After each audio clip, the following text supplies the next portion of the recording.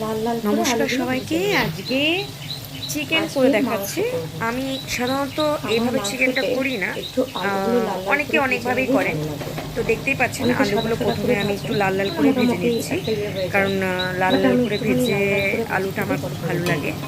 আর আমার আমার বাড়িতেও হাজব্যান্ডও খুব সবাই খুব ভালোবাসে। ভালো খায়।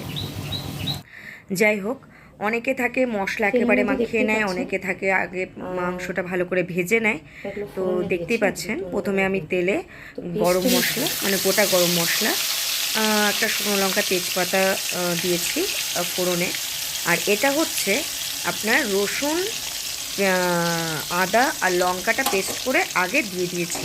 আজকে একটু অন্যরকম করছি, কারণ সব দিনই তো একই রকম খাওয়া হয়।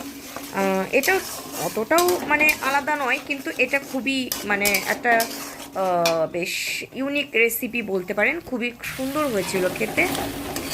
রসুনের যে পেস্টটা আমি রসুনের দিয়েছিলাম, থেকে রসুন যখন আদা কাঁচা লঙ্কার, গন্ধটা চলে একটু যাবে কষে গেলে এখানে তখন আপনারা চিকেনটা আপনি দিয়ে দেবেন। মাংসগুলো দিয়ে দেবেন। তারপরে যতক্ষণ চিকেন দিয়ে একটু এটা লবণ, একদমই ঘরোয়া হলুদ চিকেন দিয়ে করছি, ভালো করে যেমন নাড়াচাড়া করে করে সবাই করে, যতক্ষণ না কিন্তু একটু চিকেনের জলটা অন্যরকম হবে। ছাড়ে আর ততক্ষণ মাংস টেস্টটা একদম সবসময় মিডিয়াম, কষানোর মানে উপর। লো করবে।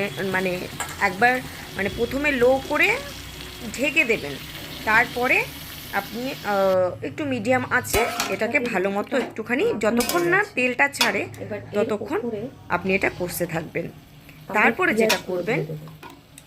আমি এই যে উপরে একটু কাঁচা পেঁয়াজ আর একটু হাফ টমেটো স্লাইস করে দিয়ে দিয়েছি।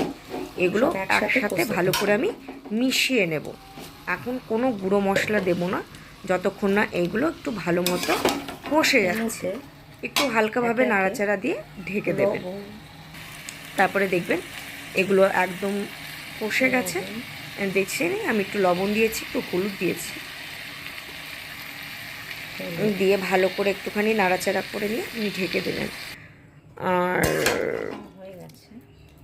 এভাবে মানে খুব সুন্দর এবার লাগে তুলে দেবো। খেতে। আমি সাধারণত রান্না এখানে একটু আর ঢেকে একটা ঢেকেই মশলা করি। করব, এখানে যেখানে আর একটা হচ্ছে পেস্ট আছে যেখানে পেঁয়াজ, আপনার জিরে, ধনে কি বলে আর এটাকে, আপনার টমেটো, গোটা গরম মশলা আছে, ধনে আর আর পেঁয়াজ আছে, জিরে, আর একটা আর কিছু টমেটো আছে। গোটা দুটো গরম গোটা মশলা পেঁয়াজ আছে। দিয়েছি, এই আপনার আর ধরুন একটা আস্ত একটা টমেটো এলাচ দিয়েছি, আছে, দুটো মিডিয়াম চারটে সাইজে।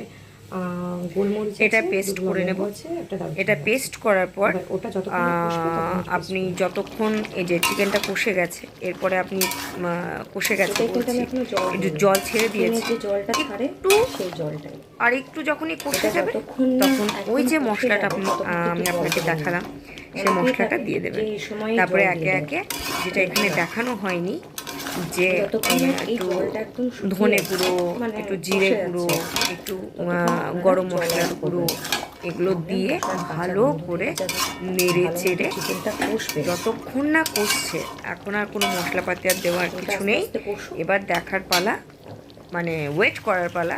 এই যে আমার মাংসটা প্রায় কষে গেছে, রসুন এখনও কিন্তু টোটাল দিতে হবে হয়নি। বেশি। অনেকে কী করে,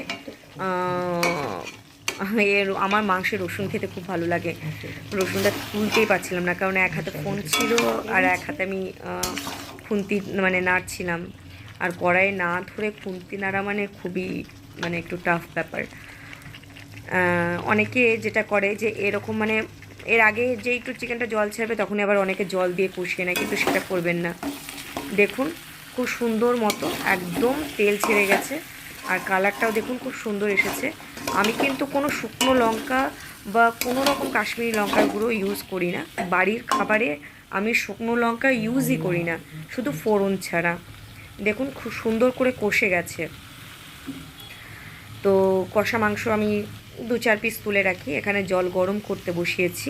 এবার এই গরম জলটা এখানে ঢেলে দেব, দিয়ে যে ঝোলটা দেখুন ফুটতে আরম্ভ করেছে। আমাদের মাংস রেডি প্রায়। এবার আপনি যেরকম ঝোল খাবেন সেরকম রাখবেন, ওপর দিয়ে একটু ধনেপাতার কুচি ছড়িয়ে দেবেন। কেমন লাগলো?